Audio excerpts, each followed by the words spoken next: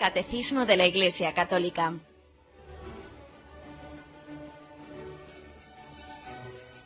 Un programa dirigido por Monseñor José Ignacio Munilla, obispo de San Sebastián.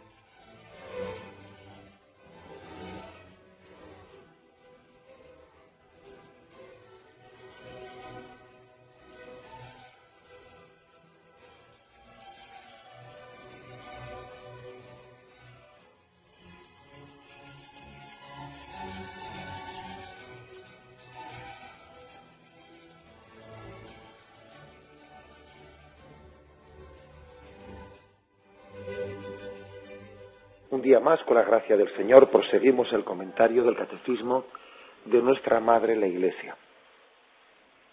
Estamos en el apartado sobre quién puede recibir el bautismo, y después de que dedicamos el programa de ayer al bautismo de los adultos, principalmente, hoy vamos a dedicarlo al bautismo de los niños. Son los puntos del 1250 al 1252. El punto 1250, que ayer ya comenzamos a leer, hoy lo vamos a leer en su integridad, dice así: puesto que nacen con una naturaleza caída y manchada por el pecado original, los niños necesitan también el nuevo nacimiento en el bautismo para ser liberados del poder de las tinieblas y ser trasladados al dominio de la libertad de los hijos de Dios, a la que todos los hombres están llamados. La pura gratuidad del sacramento de la salvación se manifiesta particularmente en el bautismo de niños. Por tanto, la Iglesia, los padres, privarían al niño de la gracia inestimable de ser hijo de Dios si no le administraran el bautismo poco después de su nacimiento. Y ayer ya tuvimos la ocasión de explicar ese misterio de redención, de rescate. Dice aquí, fijaros cómo el Señor, a través del sacramento del bautismo, nos libra del poder de las tinieblas, nos traslada al dominio de la libertad de los hijos de Dios. Nos pone pues bajo su influjo paternal, no permitiendo que seamos objeto de las fuerzas del mal, del príncipe de las tinieblas. Esa afirmación misteriosa del catecismo. Y aquí se remarca una cosa que es muy importante, que si en algo todo es gratuito, ¿no? Todo es don, todo es gracia, en la religión cristiana, si algo desde luego creo que estamos remarcando es la gratuidad, el don de la gracia, la iniciativa de Dios. Todo lo contrario que una visión voluntarista que el Señor pues tuvo que afrontar, ¿no? Tuvo que confrontarse con la visión farisaica de la religiosidad, que era fundamentalmente voluntarista. Frente a ese voluntarismo, el Señor insiste a los miembros, a fariseos, a escribas y fariseos, que el don de la salvación es gratuita. Acordaros, por ejemplo, qué escándalo era aquella parábola de que la misma salvación iban a recibir, o la misma recompensa iban a recibir, los que llevasen trabajando todo el día, soportando el sol en la viña, o los que hubiesen entrado a mediodía, o los que hubiesen entrado a última hora de la tarde. Acordaros del escándalo de la parábola del hijo pródigo, cuando el hermano mayor dice: pero ¿qué pasa? Que este que ha venido aquí a última hora va a ser tratado como hijo igual que yo, o mejor que yo, vamos, que llevo aquí todo el rato, toda mi vida trabajando para mi padre. Es decir, hay muchas parábolas del Evangelio en las que se expresa el escándalo de la gratuidad. Pero hombre, es que lo que Dios da no va a exigir a cambio una serie de, podríamos decir, de condiciones previas, ¿no? Y el Señor ama gratuitamente y da sus dones no proporcionalmente a nuestros méritos, sino conforme a su bondad. conforme a su misericordia. Es verdad que el Señor nos pide que hagamos obras buenas, pero es totalmente claro también que sus dones no están esperando a nuestras obras buenas, sino que lo superan. La bondad de Dios precede nuestras obras buenas, no viene después. El caso es que esto es motivo también, este es el quid de la cuestión para entender el bautismo de los niños. Todo el Evangelio es una insistencia en que los dones de Dios son gratuitos, que nos preceden, que nosotros no somos capaces de comprar con nuestras obras, ¿no? Comprar como si no tuviese derecho a, porque yo he hecho determinadas obras y entonces tengo un derecho a... Ante Dios no tenemos derechos en el sentido estricto de la palabra. En todo caso es el amor de Dios, su misericordia, la que nos permite posicionarnos delante de Dios como si tuviésemos derechos, ¿no? Como si Dios nos paga por nuestras obras, como cuando dice el Evangelio, al que debe de beber un vaso de agua, uno de estos pequeños, pues no pasará, el Señor se compromete a recompensarle. Sí, de acuerdo, es el amor de Dios el que hace que esa obra de misericordia hacia el prójimo parece que tenga como una especie de derecho a recibir de Dios la recompensa, porque Dios mismo lo prometió, porque Dios mismo en su amor, en su misericordia, pues prometió esa recompensa. Pero ojo, no porque en sí mismo uno por haber hecho esa obra buena tenga un derecho, porque es que ante Dios no tenemos derecho. Dios nos supera absolutamente, ¿no? Bueno, pues esto es importante. Entender el bautismo de los niños supone esta premisa de partida. La salvación de Dios es un regalo inmerecido por parte del hombre. Ante la perplejidad de aquellos que habían estado desde el principio trabajando y ven que llega el último a trabajar la viña y que recibe lo mismo, etcétera, etcétera, etcétera. Bien. Dicho eso, ¿no? La afirmación es: la pura gratuidad de la gracia de la salvación se manifiesta particularmente en el bautismo de los niños. ¿Por qué se remarca tanto esto? Pues porque en nuestros días se ha reducido mucho el cristianismo a un mero humanismo. O si lo queremos precisar más, se está reduciendo mucho el cristianismo a una especie de naturalismo voluntarista. ¿Qué quiero decir con esto? Pues que el problema de fondo es el olvido del misterio de la redención, tal como se expresa en la Sagrada Escritura. Eso de que Cristo vino a rescatarnos del dominio del pecado, etcétera. El olvido de eso lleva a que el misterio de la redención pues se olvida, y entonces parece que el único cometido de Jesucristo fuese una especie de vaga humanización del hombre. El mensaje de Jesús se limitaría, según esta forma de ver, a una especie de transmisión de valores solidarios. La salvación de Jesucristo quedaría reducida no a que Él nos ha rescatado de la esclavitud del pecado ni nada de eso, ¿no? Sino quedaría reducida a que Cristo nos ha dado un buen ejemplo. Él era un hombre solidario, era un hombre de bien, y Él nos dio un buen ejemplo. Y ahora nosotros tenemos que secundar ese buen ejemplo, y nosotros ahora maduramente, libremente, con una elección libre, tenemos también que intentar imitarle a Jesús y ser solidarios con Él, etcétera, etcétera. Bueno, pues esto, con todos mis respetos, es reducir a Jesús, es reducir la salvación de Jesús a un horizontalismo completo y total, y es vaciar la redención de Cristo de lo más esencial, de lo sobrenatural.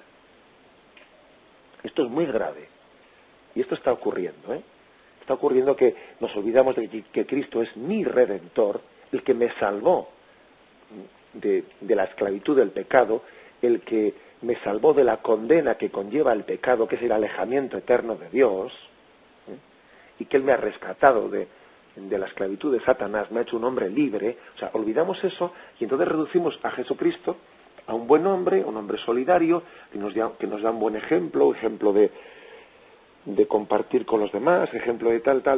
Sí, bueno, todo eso está muy bien, pero eso es una lectura totalmente reduccionista de lo que ha hecho Jesucristo. Y claro, bajo esa perspectiva, ahora la salvación consiste en que tú, con tus fuerzas naturales, tú ahora que ya eres maduro, tú que ahora que ya entiendes las cosas, tú le imites a Jesús, le imites e intentes ser como Él. Claro, en esta concepción, como os podéis imaginar, el bautismo de los niños no entra para nada. El bautismo de los niños es incomprensible, claro.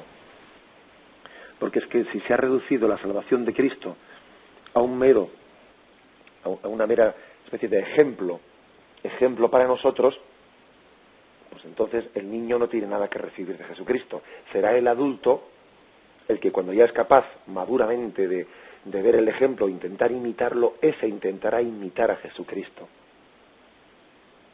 Como el niño no puede realizar actos maduros y libres, no puede tener acceso a la gracia de Cristo.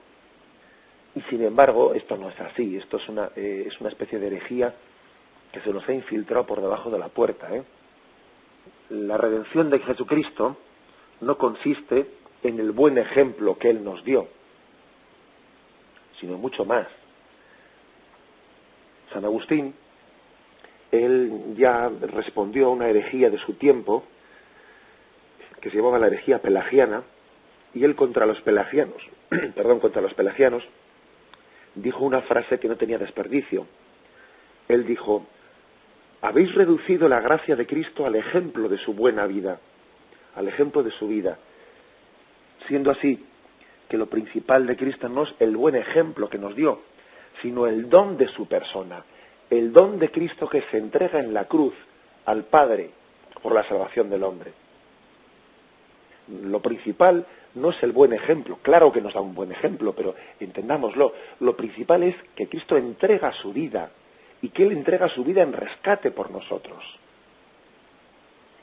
Luego la cuestión no es únicamente un buen ejemplo para que tú le imites, eso también es verdad, claro, pero es secundario. Lo principal es que Cristo es el don que Dios Padre, Él mismo procuró para ser ofrecido en favor de la salvación de la humanidad. Y en este misterio de redención es totalmente necesario que sea comprendido, porque si no, no entendemos el bautismo de los niños, no entendemos nada. Dicho de otra forma, ¿no? Sin el don de la vida de Jesucristo, si Cristo no hubiese entregado su vida por la salvación de los hombres, si la sangre de Cristo no nos hubiese redimido, pues de poco serviría el buen ejemplo que nos dio Jesús, no serviría de nada. Sería un ejemplo que casi nos haría sufrir más, porque te dan un buen ejemplo, pero no te dan la gracia para poder imitarlo, pues ya te digo yo. De poco nos serviría el buen ejemplo de Jesús y las obras buenas, solidarias, etcétera, los buenos consejos que dio en el Evangelio, si Él no hubiese entregado su vida en la cruz por nuestra salvación. En resumen, que cuando se desprecia el bautismo de los niños, en el fondo se está despreciando por todo esto que estamos diciendo, pues porque se piensa que, bueno, él cuando sea mayorcito, él ya verá lo que tiene que hacer. Cuando él sea mayorcito, él ya elegirá. Cuando sea mayorcito, él estará en disposición de saber lo que quiere hacer, y él se imitará a Jesús o imitará a otros modelos. Y uno dice, bueno, no hemos entendido nada de aquello en que consiste la redención de Jesucristo. Aparte que hay una cosa más importante, ¿no? Y es que no es cierto que un niño, durante toda su infancia y adolescencia, él esté, pues, como en una especie de imparcialidad pedagógica, en una especie de, nosotros, como se dijeron a los padres, no, nosotros no vamos a influirle para nada, ¿no? Y él, cuando sea mayor, él que decida. Bueno, eso es un planteamiento teóricamente muy imparcial y liberal, ¿no? Pero eso no es verdad. Eso no existe, esa situación. Un niño no está metido en una campana de cristal sin recibir ninguna influencia de nadie para que cuando sea mayor de edad él elija. Un niño está continuamente sometido a influencias en su vida, y en la medida en que tú no le transmitas, ¿no?, una educación cristiana, va a recibir otra distinta, porque él no está metido en una burbuja hasta que cumpla 18 años. la educación no es aséptica. No, la educación siempre conlleva unos valores. Y en la medida en que no sean cristianos, tendrán otro apellido distinto al cristiano. Serán paganos, serán de este tipo, o sea, serán de otro tipo. O sea, no existen valores asépticos, ¿eh? No existen. Es bastante ingenuo eso. De cuando por ejemplo, se dice, vamos a elegir entre religión y ética, ¿no? Entonces la ética son los valores, digamos, sin apellido, y la religión ya tiene el apellido cristiano, ¿no? Que no, eso no es verdad. La ética, según los valores que tenga el profesor que le imparta, esos valores éticos tienen también unos valores y una ideología. De ahí por qué los cristianos, los católicos, nos estamos rebelando, por ejemplo, frente a esa asignatura famosa obligatoria para todos nuestros hijos, sin que los padres tengan ocasión de decir nada, que es lo de la educación en la ciudadanía o de la ciudadanía. Oiga, usted está transmitiendo unos valores a nuestros hijos, unos valores que no son asépticos, no son imparciales, no, es que siempre que hay una educación ética o moral, hay unos valores ahí. Y usted a mí no me está dando la posibilidad de que yo elija para mis hijos la educación pues conforme a los valores que yo quiero transmitirles. O sea, que es ingenuo verdaderamente pensar que un niño pueda estar metido en una campana de cristal en la que no tenga ninguna una burbuja de esas, ¿no? Ninguna influencia hasta que ella pueda optar. Eso es falso. Nosotros transmitimos a nuestros hijos el bautismo por dos motivos. En primer lugar, porque hay un misterio sobrenatural, que es el del rescate que Dios Padre ha hecho de la humanidad a través de la entrega de Cristo en la cruz. Y bautizar a un niño es ponerle bajo esa bandera de la libertad de los hijos de Dios, libertad que ha sido procurada, ganada por la entrega de la vida de Cristo. Hay un misterio sobrenatural. En segundo lugar, también les bautizamos porque entendemos que esos niños, como todo niño, como todo ser humano, es educado en unos valores y no ascéticamente. Y entendemos que en esa elección forzosa que uno tiene que hacer, digo forzosa, porque uno dice, no, yo no elijo nada. No, mentira, aunque digas que no eliges nada, el no elegir ya es elegir. ¿Sabes? O sea, aquí no cabe no mojarse, aquí hay que mojarse de todas. El no elegir para mi hijo ya es estar eligiendo. Es más, es una elección fortísima la que estás haciendo por el no haber elegido, o porque tú dices que no has elegido. Aquí no existe el punto intermedio, no existe el terreno de nadie. No, aquí no hay terreno de nadie. El terreno siempre está delimitado. Bien, pues por eso otro motivo por el que bautizamos a nuestros hijos es porque somos conscientes de que no existe ese terreno de nadie, y yo en la convicción de que Cristo es lo mejor que ha tenido la humanidad, Jesucristo es lo mejor que la humanidad ha recibido, bautizo y educo a mis hijos en esos valores cristianos. Y a veces es un poco el planteamiento de partida, sin el cual difícilmente vamos a entender el porqué último del bautismo de los niños. Bien, lo reflexionamos.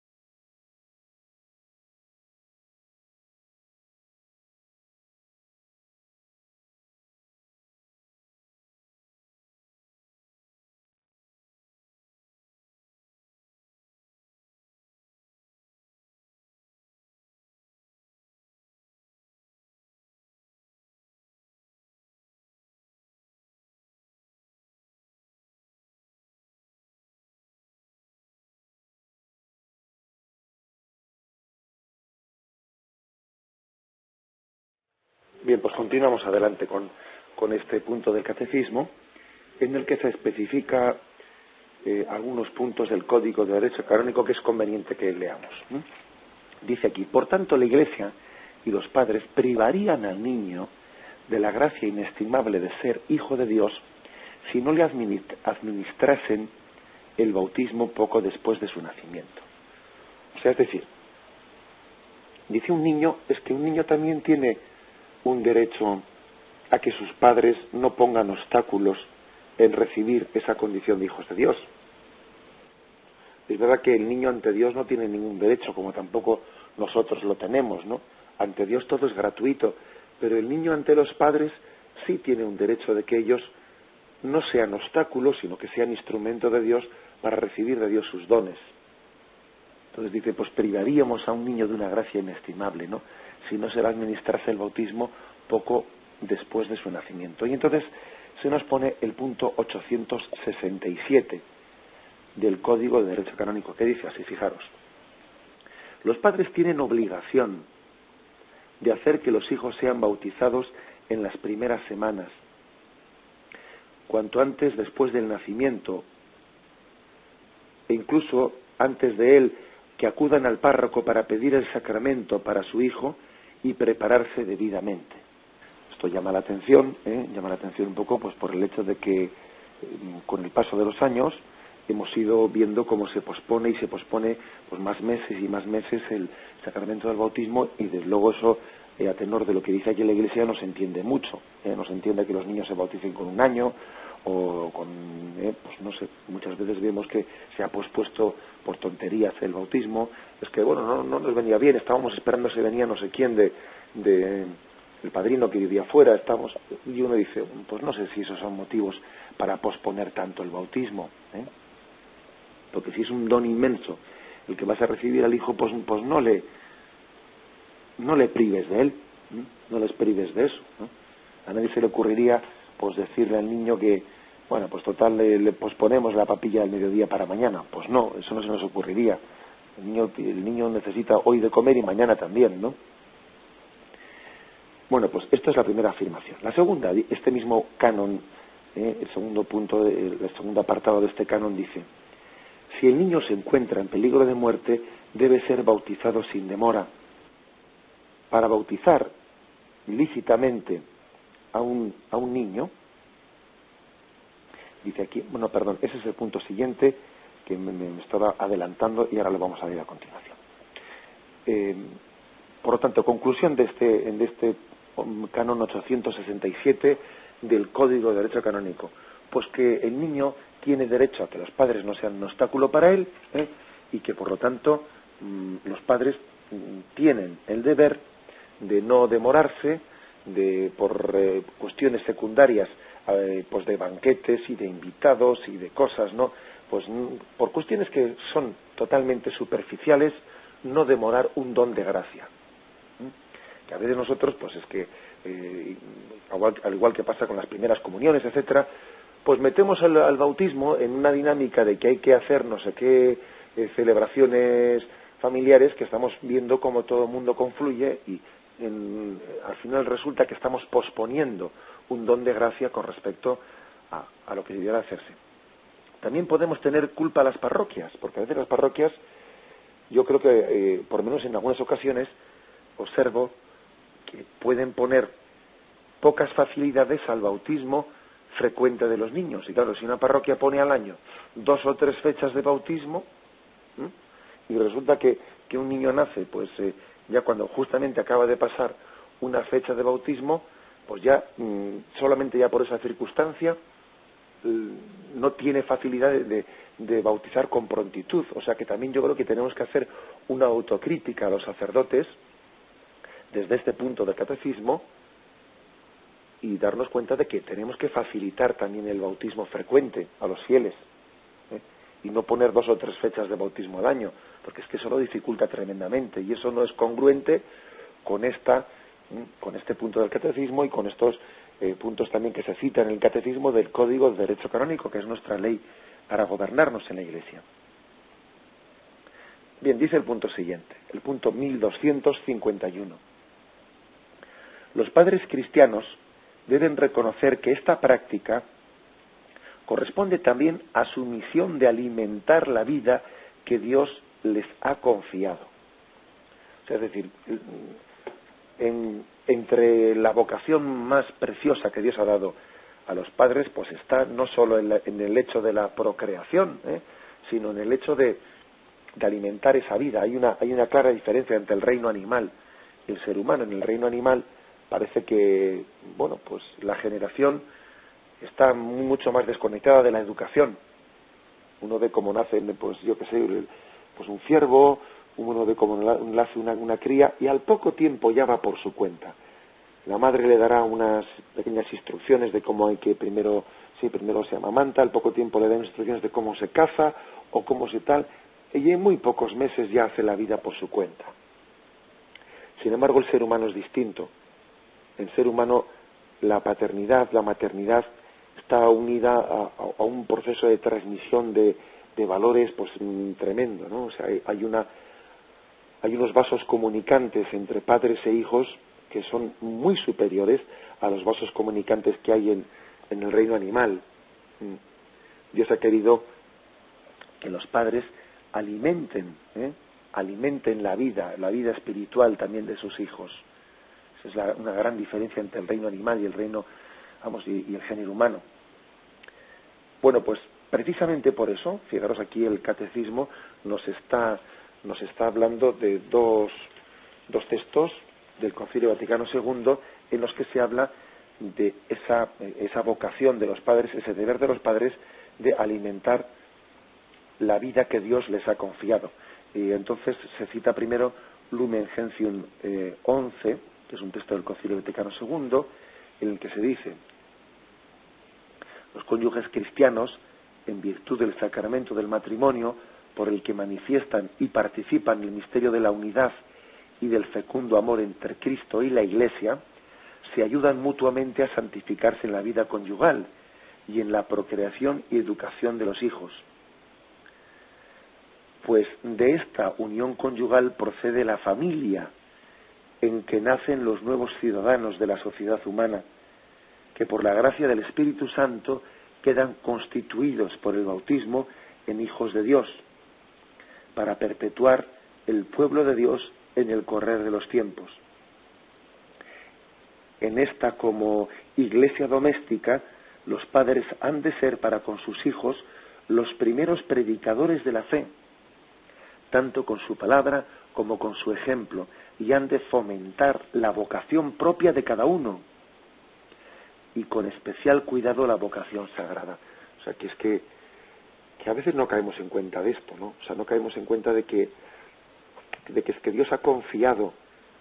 Es como si Dios hubiese dado unos hijos, también pidiendo luego que no sean enterrados esos talentos, ¿no?, que Dios ha dado, sino que sean trabajados por los padres. Dios te ha dado unos hijos y te los ha dado, entre otras cosas, para que los eduques cristianamente.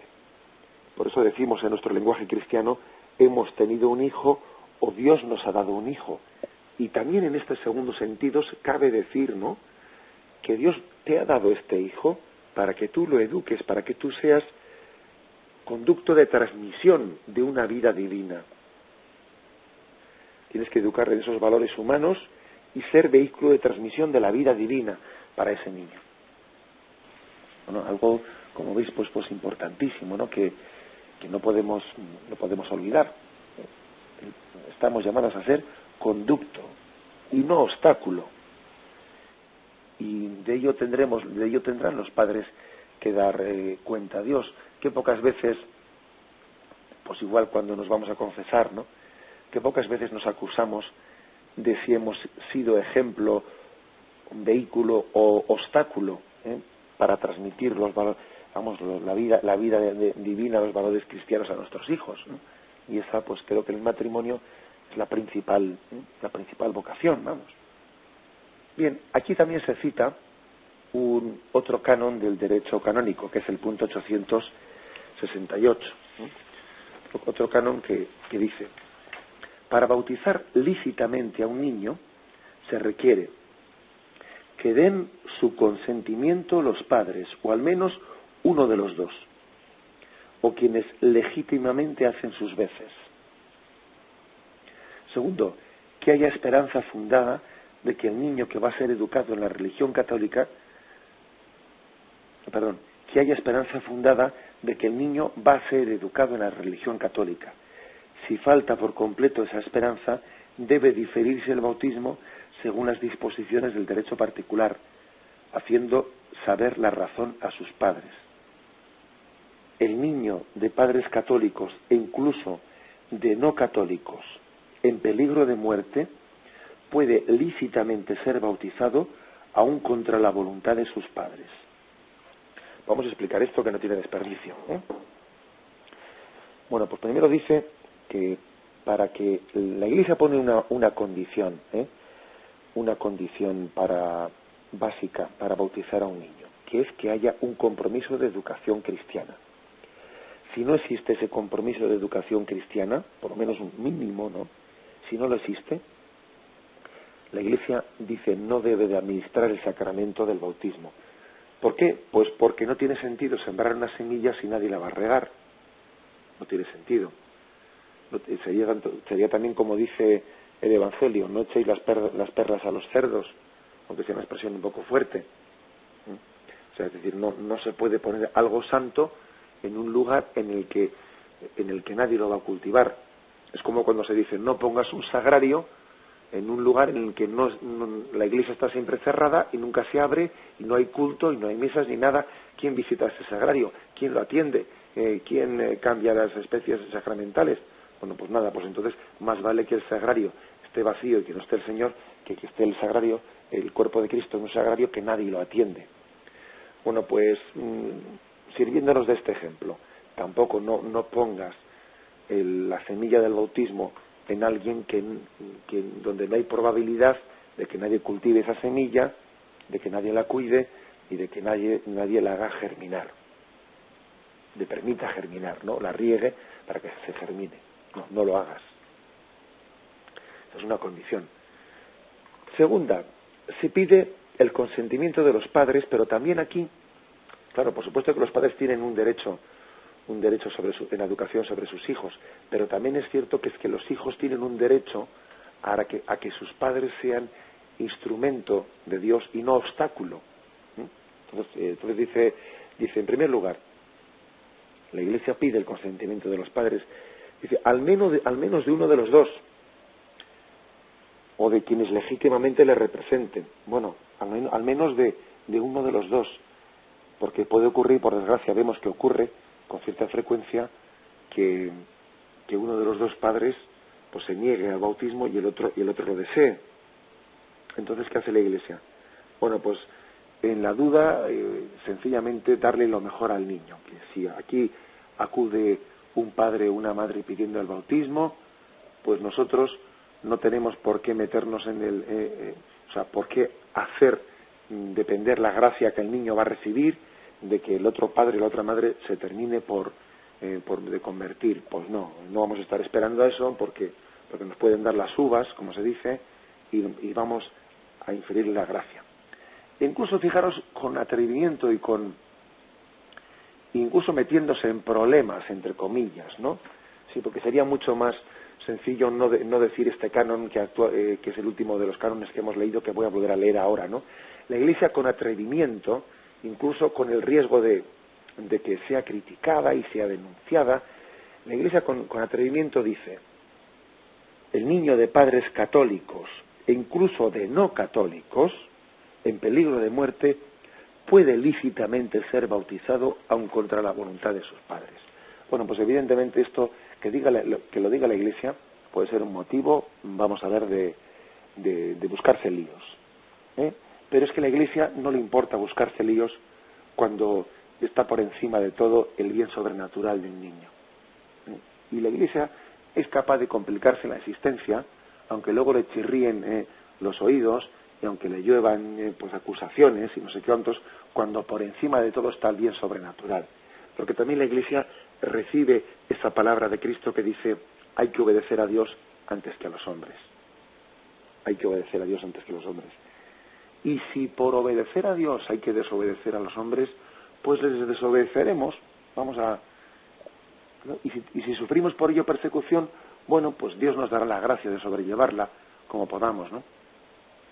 Bien, lógicamente este último de los puntos, pues hay que llevarlo con tiento, con precaución.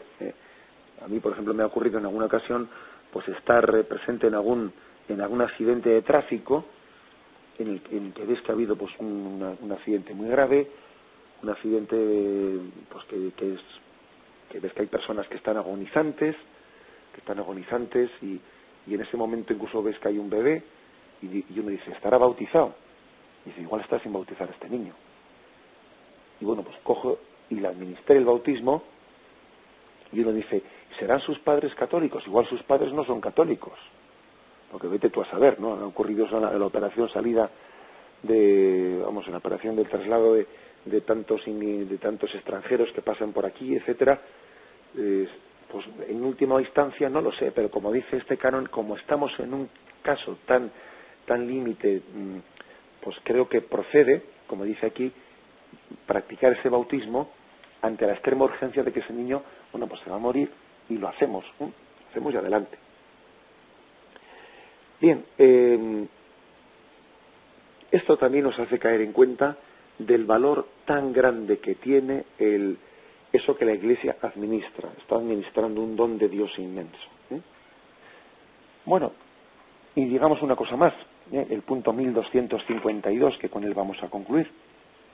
El punto 1252 dice, la práctica de bautizar a los niños pequeños es una tradición inmemorial en la Iglesia. Está atestiguada explícitamente en el siglo II.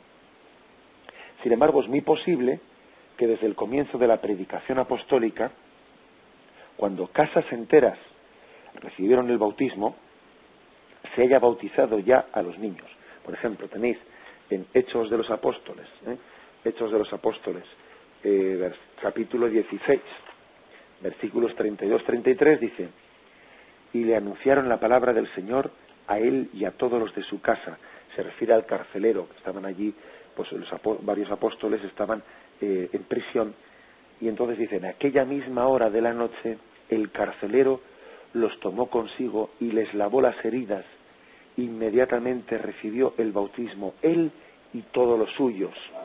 Ojo, que dice todos los suyos, con lo cual dice uno, bueno, pues se ve que también sus niños, que no sabemos qué edad tendrían, también se bautizaron. Por ejemplo, tenéis también Hechos de los Apóstoles, capítulo 18, versículo 8. Crispo, el jefe de la sinagoga, creyó en el Señor con toda su casa, y otros muchos corintios, al ver a Pablo, creyeron y recibieron el bautismo. O sea que este jefe de la sinagoga se hizo bautizar él con todos los de su casa.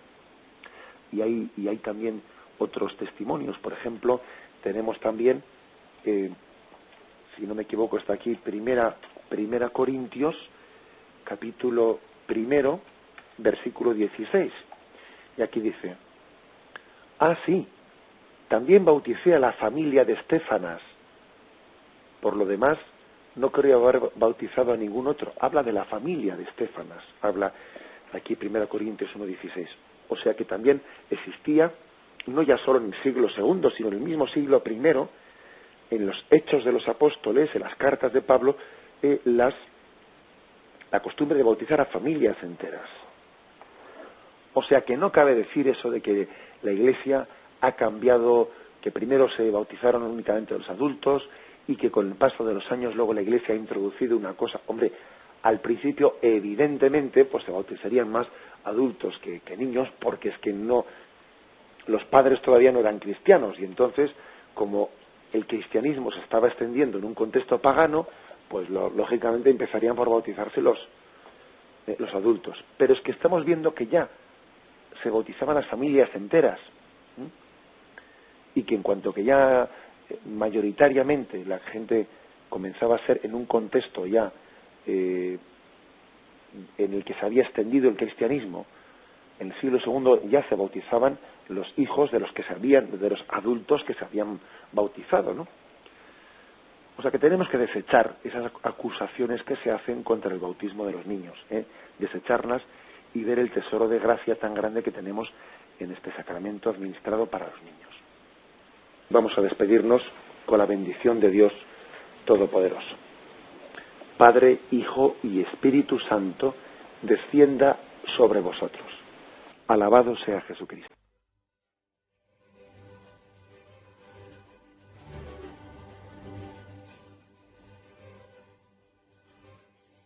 Finaliza el Catecismo de la Iglesia Católica, un programa dirigido por Monseñor José Ignacio Munilla, obispo de San Sebastián.